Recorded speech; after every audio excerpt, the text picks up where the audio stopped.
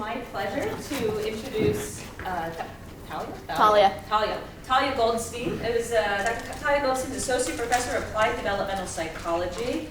Her work focuses on children developing social and emotional skills, particularly theory of mind, empathy, emotional control, and regulation, and how such skills intersect with children's engagement in pretend play, theater, drama, and other imaginative activities. That's a lot in one sentence. It's a long sentence. And very impressive. And she's going to be presenting her work with Dr. Candace Mills, who is a professor in the Department of Psychology, University of Texas at Dallas. Dr. Mills' research examines how children learn from others. Her research incorporates methods and theories from developmental, cognitive, social, and educational psychology, with participant populations spanning from early childhood through adolescence and adulthood. Their work on Santa Claus is fascinating. I'm sure it will be getting lots of attention as the holiday season approaches, and we heard how you'll have an op-ed in the works come the fall. And I can't wait to hear about your findings. So please join me in welcoming. Thank you. What's fun about Candace and my bios is when you combine children's understanding of imagination and play with children's understanding of skepticism and knowledge, what you get is Santa Claus, right? Like that's the intersection of the two areas. So thank you all for coming to our talk. So raising honest and moral children who have a real understanding of the world is necessary for a healthy society. And parents play a central, implicit and explicit role in promoting children's honesty.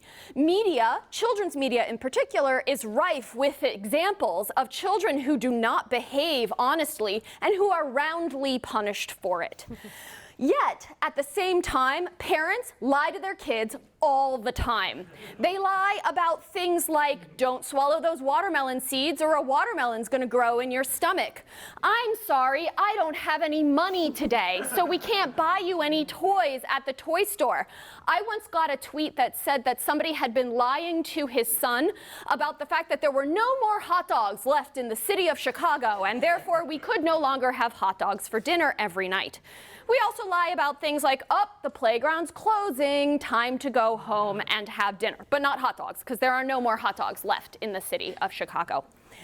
And there's one category of lies where parents and the broader American culture conspire to really get kids to believe in something that's not true.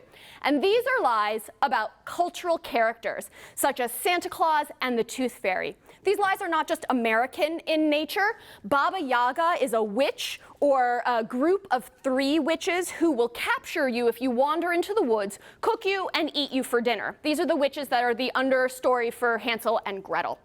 And when I say that the broader society conspires to make children believe, I mean the broader society conspires to make children believe. I have yet to come across a story or a movie in which a child begins in belief of Santa Claus and ends in disbelief in Santa Claus and is not roundly punished for it. In all of these movies and every other one I've found an example of, you go from disbelief to belief. And if you don't, you're the villain and you fall off a cliff at the end of the movie. Now, lying about Santa is not a purely positive thing. There's actually quite a lot of controversy around Santa, as we see in the media every Christmas time. You get articles on NPR. Is it okay to lie about Santa and the Tooth Fairy? Am I the asshole for lying to my children about Santa Claus? Thank you for the inspiration to use this. I saw mommy being Santa Claus. Prudy counsels a parent who fears that lying about Santa will hurt her daughter. In this case, Prudy said, it's okay, keep lying to your child about Santa, won't cause any harm, and then got so many angry letters about how lying to your child about Santa causes scars that she actually had to print a retraction. Should you be lying to your kids about Santa? Time magazine actually doesn't have a firm answer. So we know that these lies work, and that belief eventually ends. Does anyone in here believe Santa Claus to be a real figure? Okay, I'm sorry to spoil your life. right now. So we know that children's belief is strongly related to both parental encouragement and experiences. The more you encourage Santa, the more likely your kids are to believe.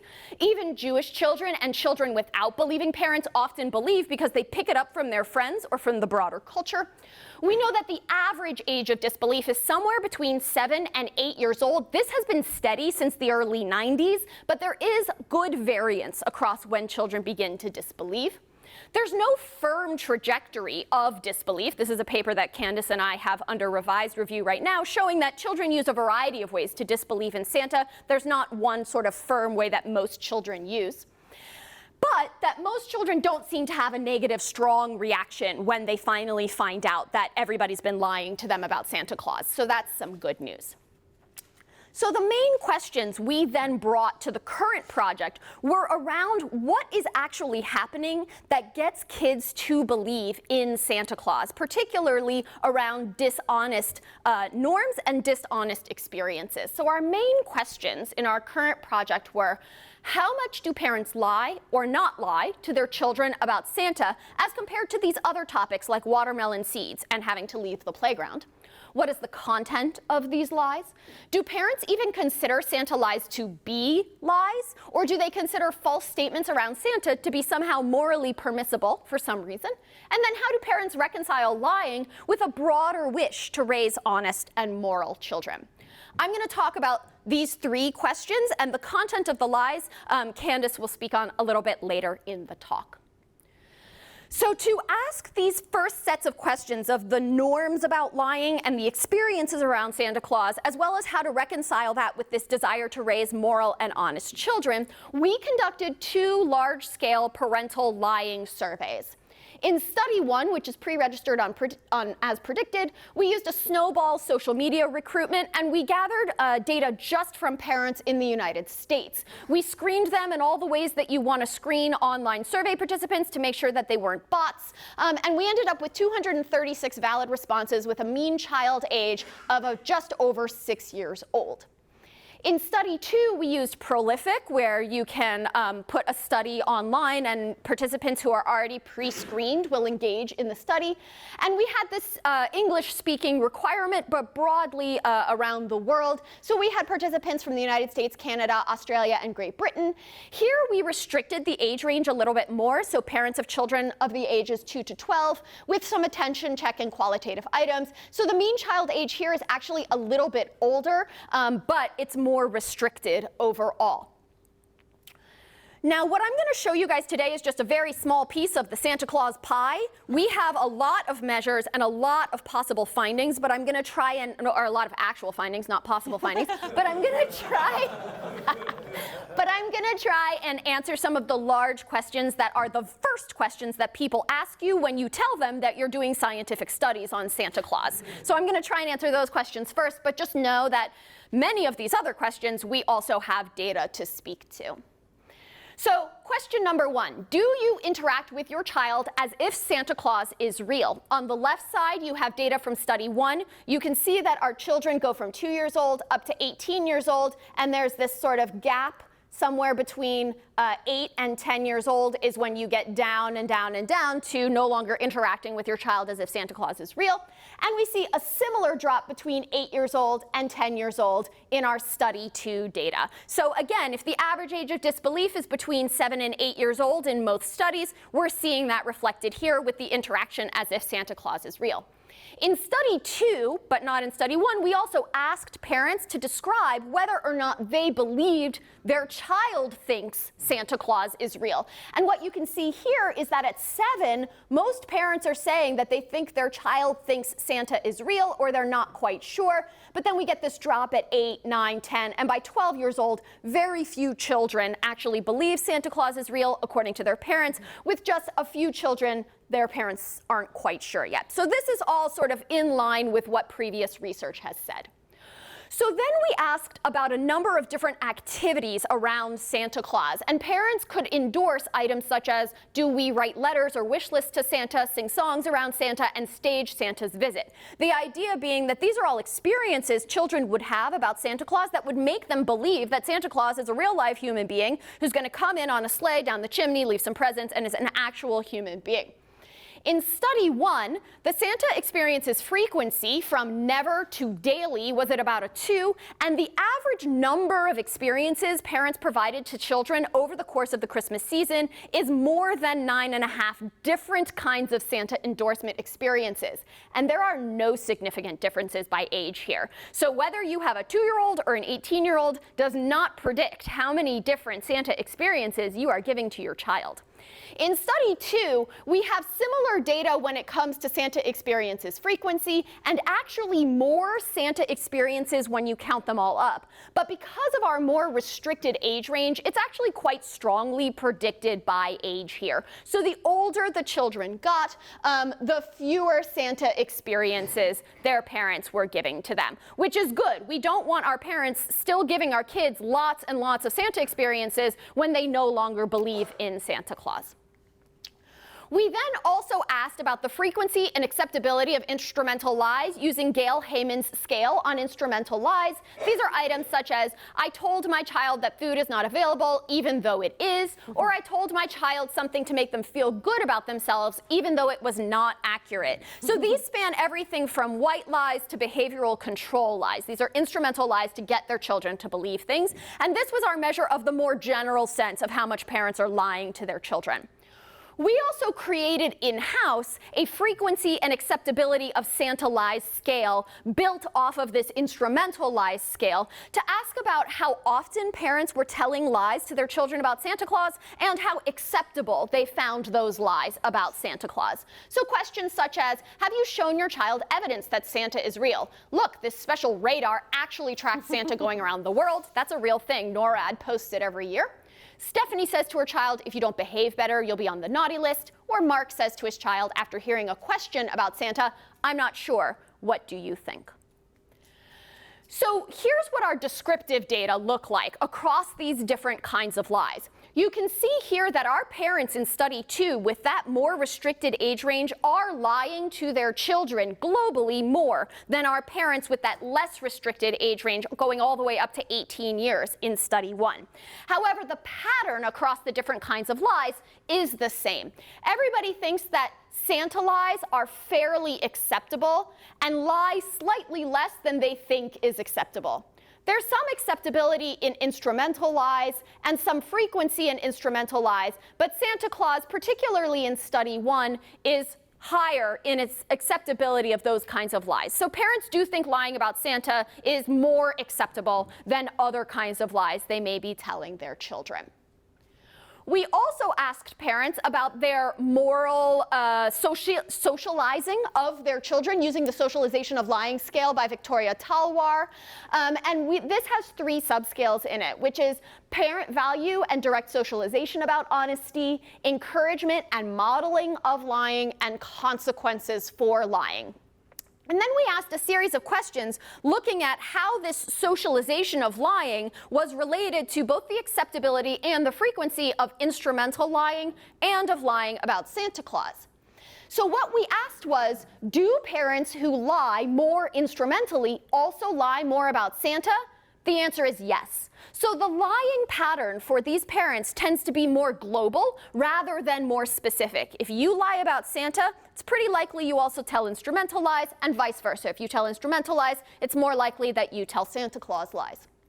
Our second big question was, do parents who find instrumental lies to be more acceptable also find Santa lies to be more acceptable? And again, a strong yes here. So this pattern of lying is not just about the frequency with which parents are lying instrumentally or about Santa Claus, but also about how acceptable they find lies generally, and they find Santa Claus lies. So Santa is one of but many lies children are being told. Our third big question was, do parents who socialize honesty more lie about Santa less? So parents who endorse that honesty is more important for their parenting actually do lie about Santa Claus less than the parents who think honesty is not quite as important. So this goes along with a lot of what we've been hearing at the conference so far about state levels versus trait levels of honesty, and how sort of being a more honest person has various behavioral outcomes. So yes, Parents who socialize honesty more lie about Santa less, significantly in both of our studies, although this .042 requires a little bit of deeper investigation. Then we asked another measure that we developed in-house, which looked more specifically about why parents are telling these lies about Santa. So we know they're lying about Santa sort of globally and giving instrumental lies a little more globally. Then we gave parents this measure of why do you lie about Santa. And we did factor analysis to divide this measure into 5 different subscales: tradition, child control, appeal to adults and authority. Lying about Santa is good because it tells you about giving, and then also feelings of worry or mixed feelings about lying about Santa. And you can see in both of our studies, tradition is by far, not by far, but tradition is a strong reason why parents are lying about Santa. So this is magic, fun, tradition is why parents endorse that they're lying about Santa. But you can also see that they're pretty strongly endorsing that they're worried or feel mixed about these lies. And then in study 2, our parents care a lot about giving gifts, stronger than in study 1. We then subjected this to a latent profile analysis, which is basically within these data of how they answered why they lie about Santa Claus, do we see patterns of parents? And the class that I want to point out to you guys, just in the interest of time, is class 1. About 20% of our parents strongly endorse items around adults and authority about why they lie about Santa Claus, but actually score relatively low on ambivalence and worry, on culture, and on giving. So if parents are lying to their children about Santa Claus because it's, other adults and other cultural figures want them to lie about Santa Claus, that's an important reason for them that sort of seems to drown out other reasons. Whereas our other 2 classes, which make up about 79% of our parents, seem to care a little bit less about that. Okay. So why do parents lie? If they strongly endorse fun and tradition, do they lie more and promote more about Santa? Yes, they do. So if they think lying about Santa is fun and part of their tradition, they tend to lie more. Similarly, though, if they worry and have mixed feelings about lying, they also lie more. So we had originally hypothesized that the parents who felt mixed or worried about lying were probably the ones who were going to lie a little bit less, right? Because if you're feeling negative emotions around it, if you're not sure this is what you're going to do, maybe you'd back off of those lies, or maybe you'd give your children fewer Santa experiences. That's not actually what we find. We find that worrying about lying predicts experiences that they're giving their children, and worrying about lying predicts lying. So this means there's lots of parents lying, but they don't feel very good about it.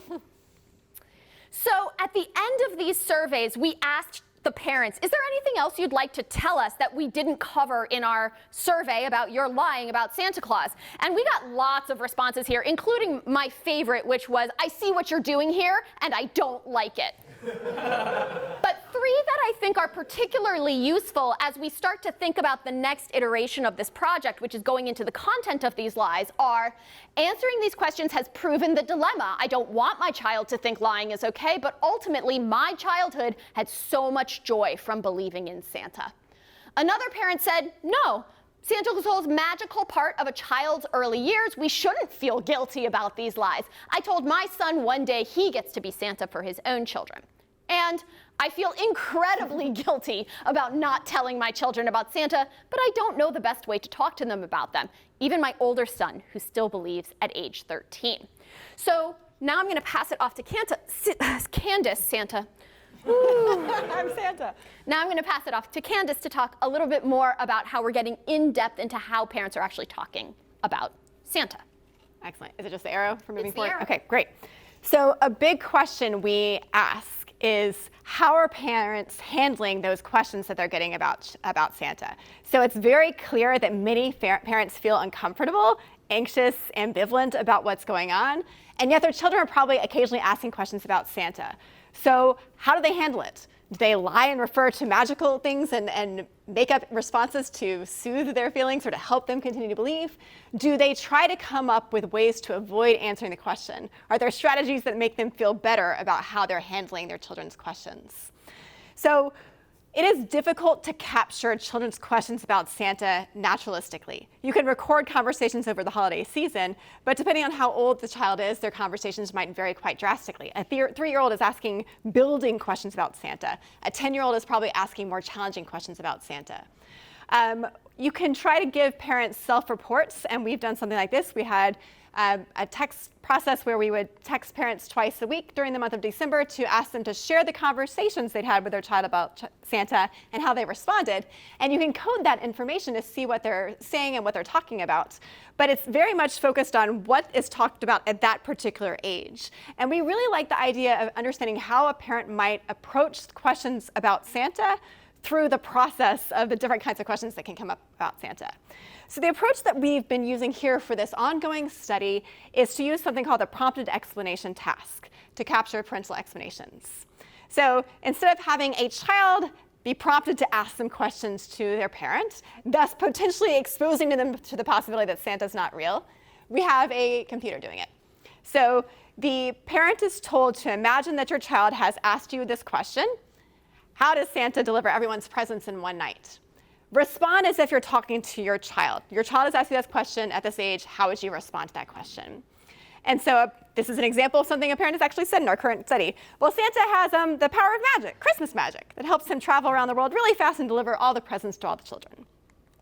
This can be done completely virtually, which is really helpful to be able to get parents from all over the place to answer these questions. And the questions that we've asked are a set of 8 of them that are developed based on our prior research, so understanding kids' transition to skepticism about Santa. So there's different types of questions that kids ask as they're trying to figure out the rules of Santa. Some of them are based on logical reasoning. How does Santa deliver presents in one night? How does Santa get inside houses without a chimney? Some of the questions have to do with more moral reasoning. So how does Santa decide who gets presents, or why some kids get more presents than others? Some of them are focused based on evidence. One of my favorites, which many of us might have experienced, is why do you have Santa's wrapping paper in your closet? So sometimes kids will just see something that makes it clear that there's something wrong with what they've been hearing. And then occasionally kids will ask these more direct questions about, why are some of these people saying that Santa's not real? Or tell me the truth, is Santa real or not? How do parents answer these kinds of questions? So we have a coding scheme that we've started, but we welcome feedback on this coding scheme. We are basically coding a subset, seeing how it's working, and seeing if there's anything else that stands out. So it's both like a top-down and a bottom-up kind of approach to capturing how parents are responding to these questions. One thing we really want to get at with our coding is what types of explanations, what kind of content are they using when they're responding to these questions? The obvious one is magic, right? They could be talking about how Santa's magic or Santa's special, but we also think there's some interesting things we've seen parents do to make it sciencey. So to try to use science and technology to explain how Santa does the things that he does, like having a special jet engine that helps him travel fast. Other times they try to make up logic and evidence that supports that Santa is really existing, like, well, some people have more money than others, so the parents send the money to Santa, who gets the presents, to try to explain how Santa gives some people more presents than others. We also want to code for things that parents can say that might be not really wanting to address the questions. So for instance, they may want to mark their response with some uncertainty so they don't feel like they're directly lying. Well, it might be this, or maybe it's that. They could also try to show kids what you do when you don't know the answer to questions by seeking out information. Let's Google it, or let's search for a book on this topic. I will say that in our studies with science, parents very frequently do this information seeking when kids have questions about science. We're going to guess that's going to be really rare here, because if you Google it, guess what you find out? Santa's not real. So we're going to guess that that's not happening, but we want to code for it because we think it'll be a nice comparison to our studies with science. We also want to code for several other things, including deferring to the child, as well as avoiding the question by changing the topic and rejecting the premise. We've had some really excellent examples of parents being like, no, that's not Santa's handwriting, or my handwriting isn't like Santa's handwriting, my handwriting doesn't look anything like that. And basically not addressing the question by rejecting the question even has a right to exist. finally, for each of the responses we get from parents, we want to code for whether they are consistent with the belief that Santa is real or they're inconsistent with the belief that Santa is real. Our guess is the vast majority of the responses are going to be consistent with Santa's existence. But if kids are pushing, as they're getting closer to these "is Santa real" kinds of questions, it may be that that is the signal for many parents to go ahead and reveal the truth about Santa's existence. And so we will be able to describe what we're seeing in these responses. So big picture with our coding scheme is that for every response we get, we can code for the presence and absence of a number of different dimensions. So it's not just it's this or that, but it can have a lot of different characteristics. We also are conducting a few other measures with these parents. Some of them Talia talked about earlier, so that we can understand more about how parents think about the acceptability of these different kinds of instrumentalize and Santalize, and we can link it to how they're responding to this prompted explanation task. Big picture, what we're planning on doing with this analysis plan is, first off, start off with the descriptives. How are parents responding to these different kinds of questions about Santa? We can pull out the really strict real ones from the rest of the bunch, but we can have a better sense of, on average, what kinds of techniques are parents using, how often are they doing them. But we can also look at how parents who say they are not okay with instrumental lies. Basically, they're less comfortable with those instrumental lies, the lies that encourage kids to leave the candy store because it's closing, or don't eat the watermelon because the seeds will grow in your stomach. Parents who are more uncomfortable with those, are they more likely to use uncertainty in their language when they're responding to those Santa questions? Are they less likely to use magic because that feels more like a lie? And maybe they're more likely to science it up because, well, maybe that feels less like lying? And we're also interested in how their responses to these other kinds of scales, like that why lie scale, where we're looking at parents' reports of ambivalence and discomforts with Santa, how that relates to different aspects of how they're responding to children's questions about Santa. More broadly, we think that Santa lies are a part of parental lying. It's not a separate case. Parents lie to their kids about lots of different things, Santa included. All are moderately endorsed, so it's not like parents are lying all the time, or at least they don't report that. There's a wide amount of variability, but lying happens. Parents also report ambivalence, worry, and uncertainty about Santa. I felt this as a parent, and so I was interested to see if I just was a weirdo or if there were other people who felt that kind of way as well. And it was interesting to see that it is quite common for parents to report some discomfort about this. But a good number of them still come back to that fun piece. They're doing this for the tradition, they're doing this for fun. And so while they may have this ambivalence, they're coming back to the fun as being that motivator for moving forward. There's a lot of variability here that we've touched on just barely, but we are also really interested in possible variability across cultures or across different kinds of traits, perhaps, that might predict how parents respond to their kids' questions about Santa, when they lie, when they might not lie. And it's particularly interesting that we had one sample that's majority American and a sample that's majority British. You can't really, in cross-cultural work, those are considered to be the same study and yet the same culture, and yet we still have a good amount of variance between our two samples. So now the really big question that I know all of you care the most deeply about: should you lie to your children about Santa Claus? We actually are sort of hesitant to firmly answer this question because there is so much variance in the samples that we've seen and so much variance in personal preferences here. However, you're in good company. Lots of people are lying to their children about Santa Claus, and lots of people are worried about lying to their children about Santa Claus. If you start paying attention to this, you're going to see it everywhere, that for as many articles as there are promoting Santa, there are going to be some think pieces about whether or not it's a good thing. That being said, kids don't seem to be overly harmed by these lies for Santa Claus. A good proportion of children in our other work actually report positive emotions like pride and a feeling of being grown up when they find that Santa Claus is not real. But there are honesty implications for parents and children. There's a body of literature by Gail Heyman and colleagues showing that parental lies of the instrumental kind and the controlling kind are associated with negative psychosocial outcomes for children through adolescence. And given that these Santa Claus lies do seem to be part of the broader pattern of lying that parents engage in, it's an open question as to where harm may be coming through or if harm is coming through. So thank you all so much for listening to our fun talk about Santa Claus. Thank you, of course, to the John Templeton Foundation and to the Honesty Project for funding this work. It's been really great to be here for the last couple of days. Thanks for bringing Candace and I together. We hadn't met until 2 days ago. We've just been sort of hanging out online for 3 years now doing all of this work. So that's been really fun, and we welcome your questions and comments.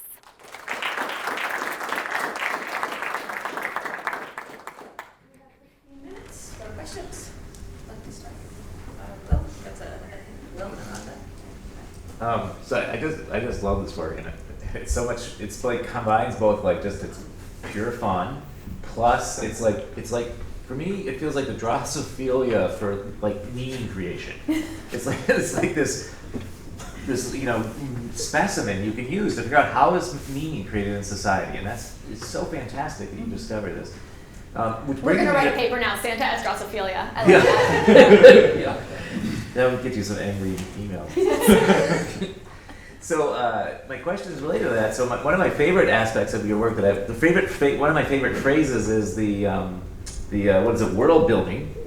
And I didn't see that phrase. Maybe it got spread out in other concepts. So could you talk to me a little bit about what happened to that phrase? Or Yeah. Talk about the world building coding? Sure.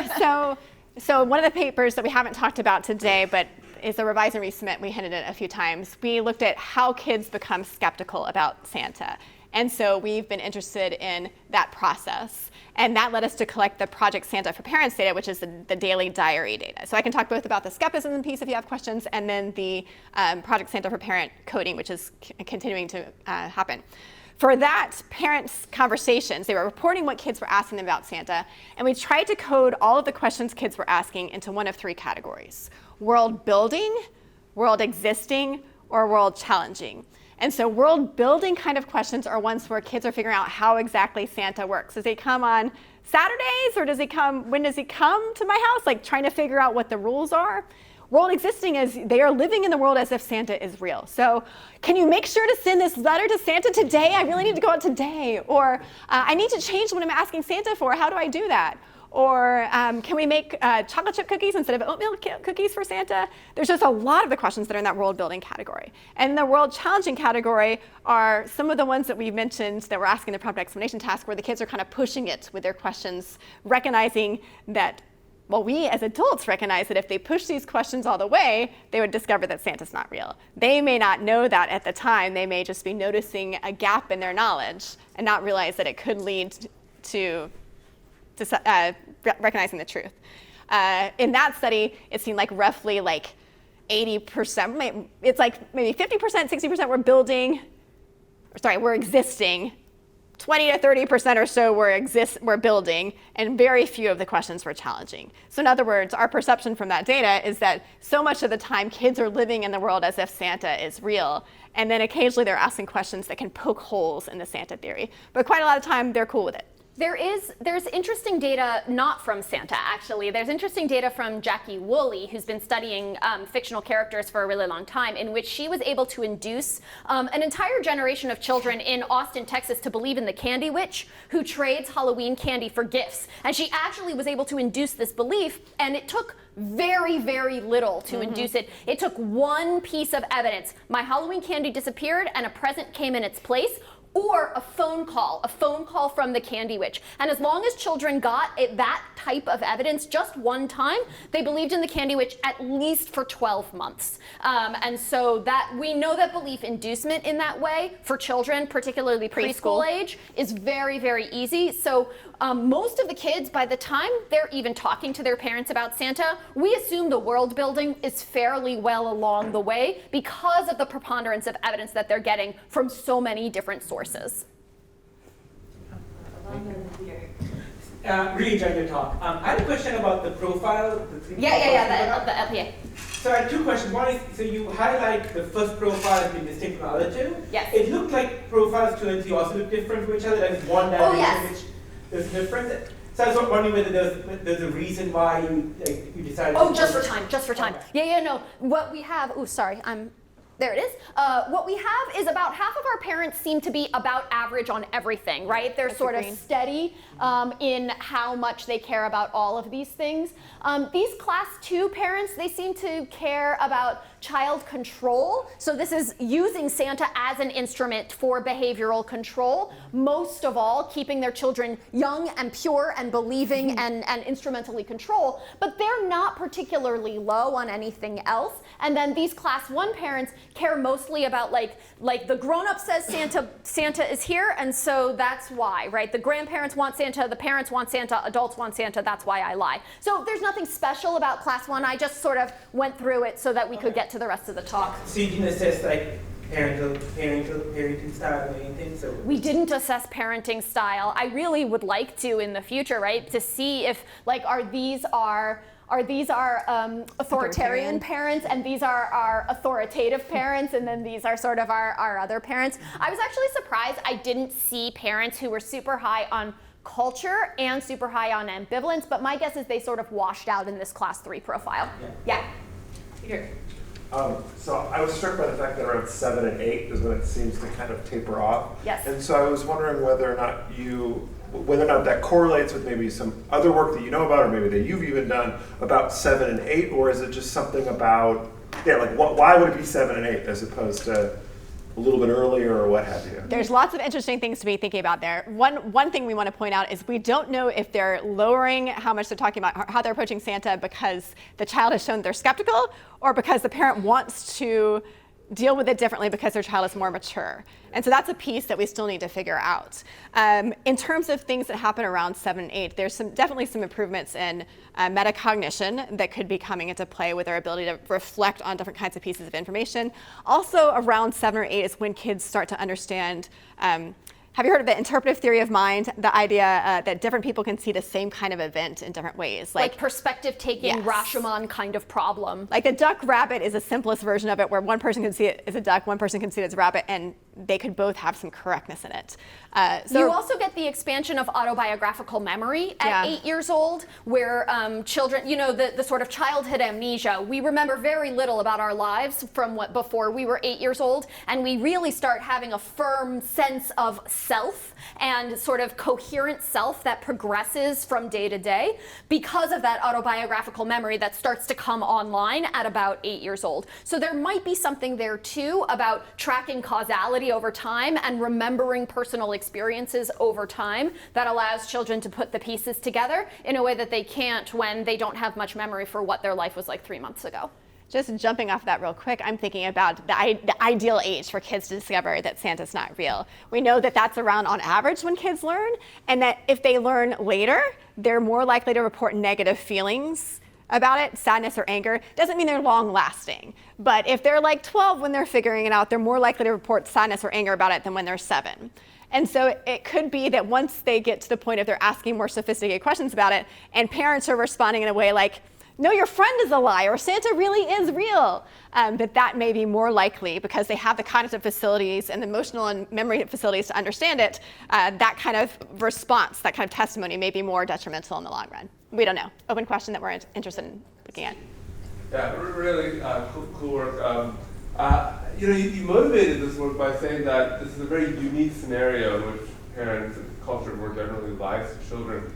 And I was trying to think about other cases that have the same qualities, authority and fun and maybe even behavioral control, but also involve a discrepancy between what the parent believes and what they tell their child. So as an example, my child believes that the police are unambiguously good, not the men. And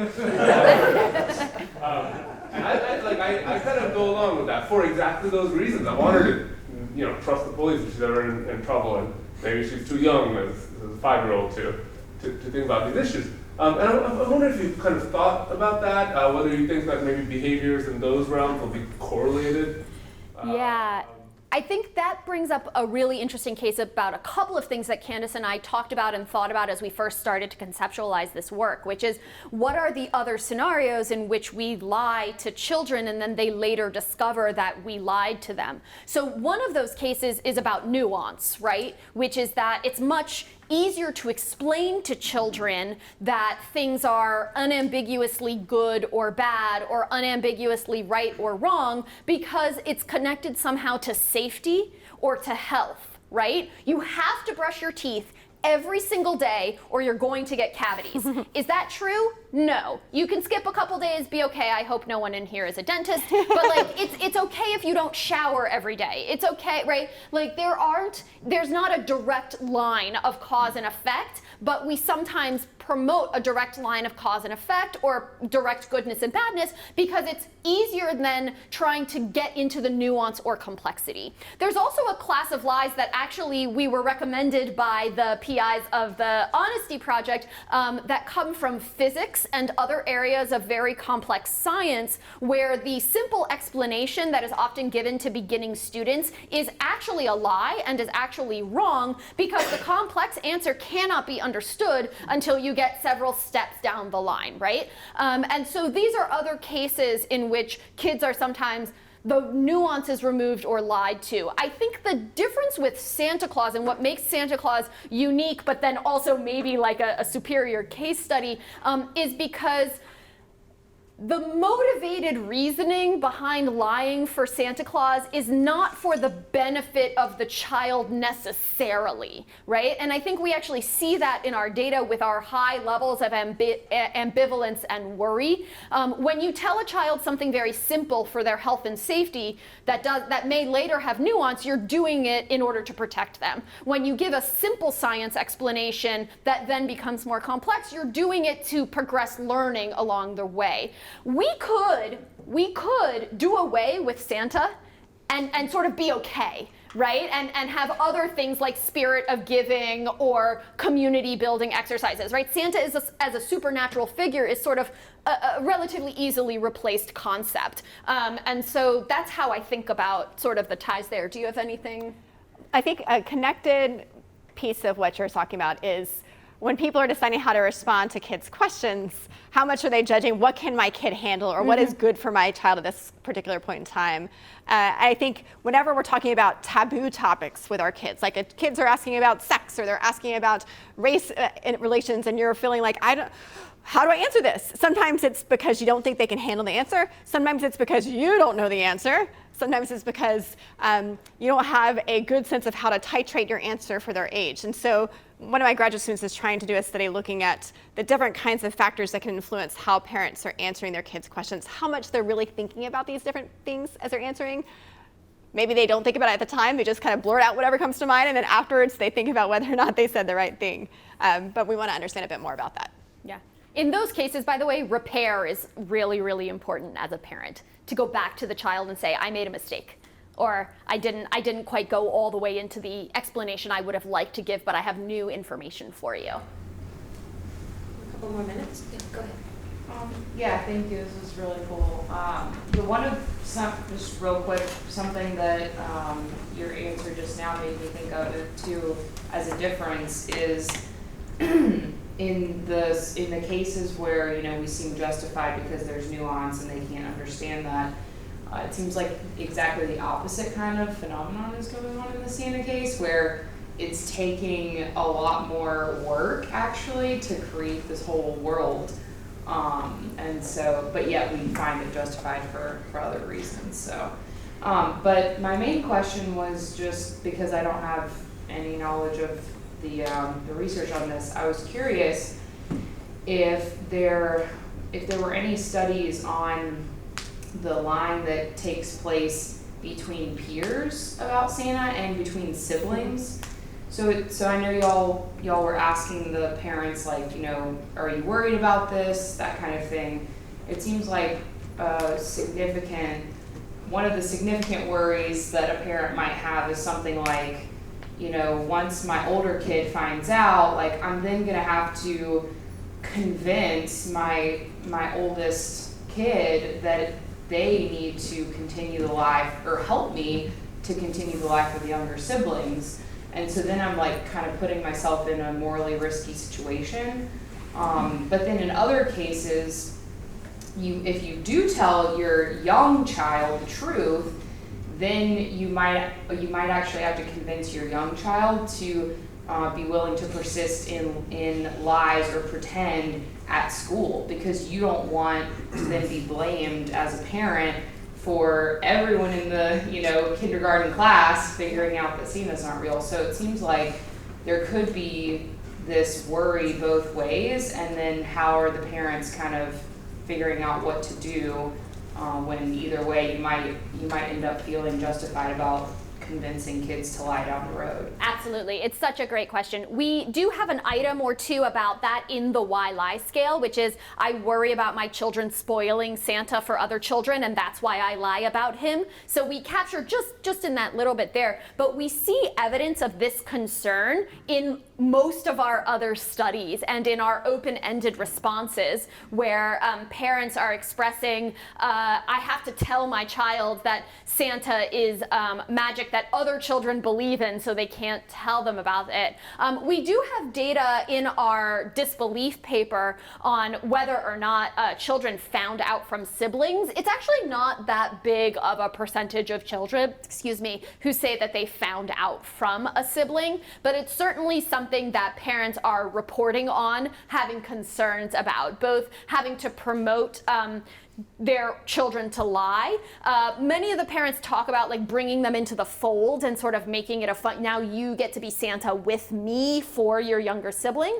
And then other parents talk about, and I know I've even heard from some people in this room, have told their children like, you just can't talk about it at school, right? And trying to teach your child the proper behavior there, and in fact the balance of the virtue of honesty versus the like social nicety of not ruining it for somebody else, I think is there's not any research there that I know of, but it's a really interesting question.